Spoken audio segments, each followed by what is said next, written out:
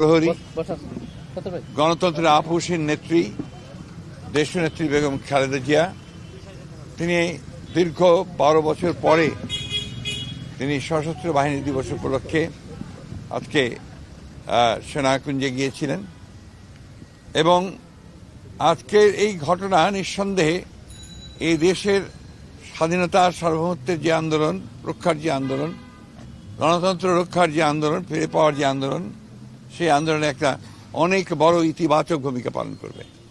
আমি আন্তরিকভাবে ধন্যবাদ জানাতে চাই বাংলাদেশের দেশপ্রেমিক সশস্ত্র বাহিনীকে, সেনাবাহিনী, বিমান বাহিনী এবং নৌবাহিনীর অধিকর্তাদেরকে, কমান্ডারদেরকে, যারা চিফ আছেন তাদেরকে ধন্যবাদ জানাতে চাই।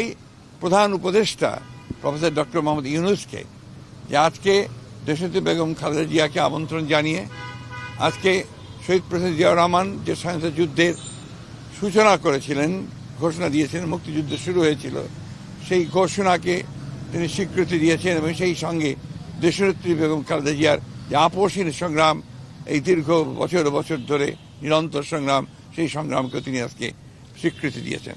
একই সঙ্গে বিগত 15 বছরে এই দেশে গণতন্ত্রের জন্য মানুষেরা যে সংগ্রাম করেছে, আত্মত্যাগ করেছে, জীবন দিয়েছে, প্রাণ দিয়েছে, তার স্বীকৃতি তিনি দিয়েছেন। তিনি স্বীকৃতি দিয়েছেন আজকে এই জুলাই আগস্ট জনগণ এবং ছাত্রদের অভ্যুত্থানের মধ্য দিয়ে যে প্রাণগুলো চলে গেল তার স্বীকৃতি দিয়েছেন এবং এই গণ অভ্যুত্থানকে তিনি স্বীকৃতি দিয়েছেন। আমরা নিঃসন্দেহে আজকে একথা স্মরণ করতে চাই, আমাদের ভারপ্রাপ্ত চেয়ারম্যান জনাব তারেক রহমান তিনি আজকে আমাদের মাঝে নেই, তিনি অনেক দূরে আছেন।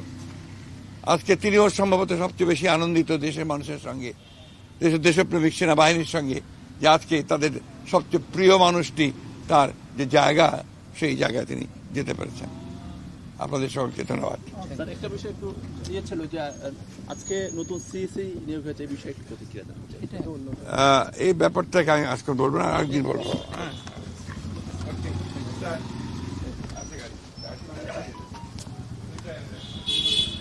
ভাই যাবেন না ভাই,